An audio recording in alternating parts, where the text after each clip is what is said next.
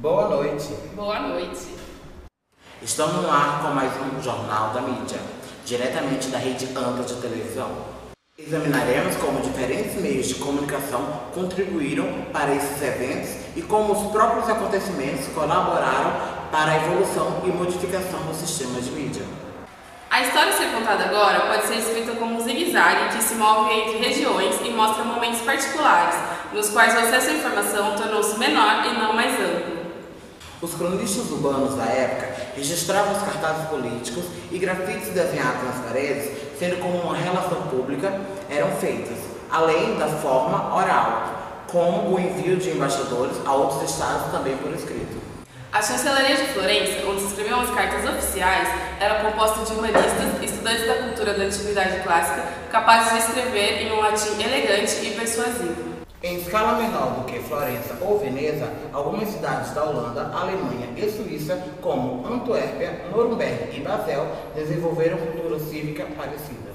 Se a cidade-estado italiana foi o ambiente onde se desenvolveu o Renascimento, sua correspondente alemã, a Cidade Livre, como Nuremberg ou Estrasburgo, ainda não incorporada à França, foi o centro da reforma. E vamos lá para o correspondente Leandro. Boa noite, Gabriela. Boa noite, Paulo. Boa noite para todo mundo aí do Brasil. Estou direto aqui da Alemanha, onde no século XVI aconteceu a primeira manifestação da reforma religiosa, promovida por ele, o professor Martinho Lutero, que deu origem às religiões protestantes.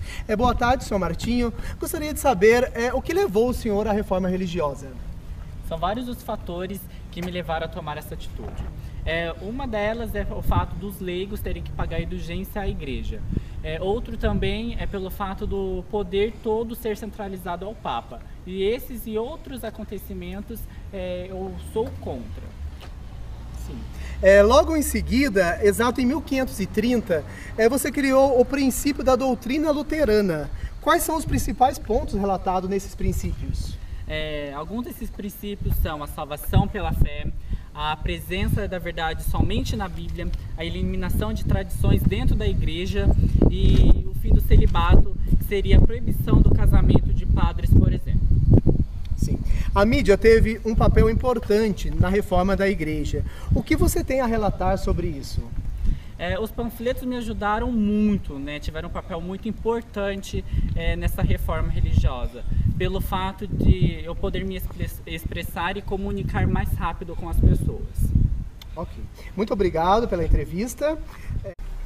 Depois que as igrejas protestantes se estabeleceram, elas começaram a transmitir suas tradições por intermédio da educação das crianças. Peças, pinturas, impressos, agora eram rejeitados em favor da palavra, fosse ela escrita ou falada, Bíblia ou sermão. Por outro lado, na primeira geração, os protestantes se baseavam no que pode ser chamado de ofensiva da mídia, não somente para comunicar suas próprias mensagens, mas também para enfraquecer a igreja católica, ridicularizando-a, usando o repertório tradicional do humor popular para destruir o inimigo pelo riso. Leandro Júnior, direto da Alemanha, para o Jornal da Mídia.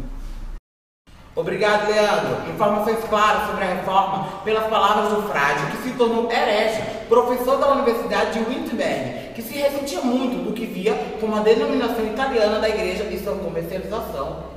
Em contraste com o comportamento posterior, esse foi um período em que os protestantes fanáticos eram muitas vezes satíricos, irreverentes ou subversivos. Um dos principais objetivos dos reformadores era se comunicar com todos os cristãos. Enquanto o grande humanista Erasmo, que também quis reformar a igreja, escrevia em latim para ser lido em círculos acadêmicos de toda a Europa, Lutero normalmente usava a estratégia oposta. Escrevia em vernáculo, de modo que sua mensagem pudesse ser compreendida pelas pessoas comuns, mesmo que tivesse de se restringir, no início, ao mundo de língua germânica. Na realidade, pouco teria ajudado a Igreja Católica a queimar Lutero como herege, uma vez que seus escritos estavam disponíveis em grande número e a preços bastante razoáveis. 4.000 cópias do discurso aos nobres cristãos da nação germânica foram vendidas em poucos dias, após a publicação, em 1520, pelo impressor Melchior Lothar de Wittenberg. Para o desenvolvimento do protestantismo a longo prazo, a tradução da Bíblia de Lutero foi ainda mais importante do que seus panfletos. Ele não ficou totalmente satisfeito com o texto impresso do seu Novo Testamento, de 1522, que tinha alguns erros. E vamos lá para o correspondente Leandro. Isso mesmo, Gabriela. Após a década de 1520, houve um declínio nas discussões públicas, pois os luteranos formaram uma igreja e limitaram os debates populares. A ênfase mudou, dando mais importância a um sacerdote instruído, que diria ao povo em que acreditar e o real significado da Bíblia. Encontramos processos semelhantes acontecendo posteriormente, no mesmo século, em outras partes da Europa. Do ponto de vista da mídia, a batalha entre católicos e protestantes é muitas vezes apresentada como uma guerra entre a cultura da imagem e a do livro. Eles estão querendo mudar a história da Bíblia, removendo as imagens, quebrando elas. Já não bastou Lutero com seus impressos querendo mudar o pensamento religioso? Isso é um absurdo, Deus está vendo isso, Deus está vendo isso. Qual é o nome da senhora religiosa? Madre Rita de Cássia, meu filho, esse é o meu nome. Essa foi a opinião de Madre Rita de Cássia, que defende o catolicismo. Trata-se de uma visão simples no mundo católico, a padronização de práticas religiosas associadas à Contra-Reforma. Se ajustou tanto às necessidades dos impressos quanto às das produtores de imagens. Olha aqui, Deus é o único salvador do mundo. E outra coisa, vocês adoram barro, vocês adoram imagem, coisa horrível. Gente, vocês estão criando seus blasfemadores, seus adoradores de barro. Minha Nossa Senhora. Sangue de Jesus tem poder contra vocês, tá? Nossa Senhora, cubra você com seu manto sagrado. Porque você não Que Nossa Senhora, minha filha? Que isso? Você não sabe o que você está Que falando. Nossa Senhora, você A tá Bíblia maluca? é essa. Pelo amor de Deus. Você não pode falar Desculpa. isso. Tenha poder No contra entanto, você. houve um constante relativo entre a dá cultura licença. protestante do Olha livro aqui. e a cultura católica da imagem. Falar isso. Bem antes da Contra-Reforma, por exemplo, em uma época... No entanto, houve um contraste relativo entre a cultura protestante do livro e a cultura católica da imagem. A cidade de Antuérpia era o centro de um florescente comércio de exportação, imprimindo bíblias e panfletos em francês, italiano e inglês. As guerras religiosas eram tanto de mídia quanto de espadas de armas de fogo, conflitos em que tinham suma importância a panfletagem, a refeitura de imagens, sua destruição e a comunicação oral. Leandro Júnior, direto das guerras religiosas para o Jornal das Mídias.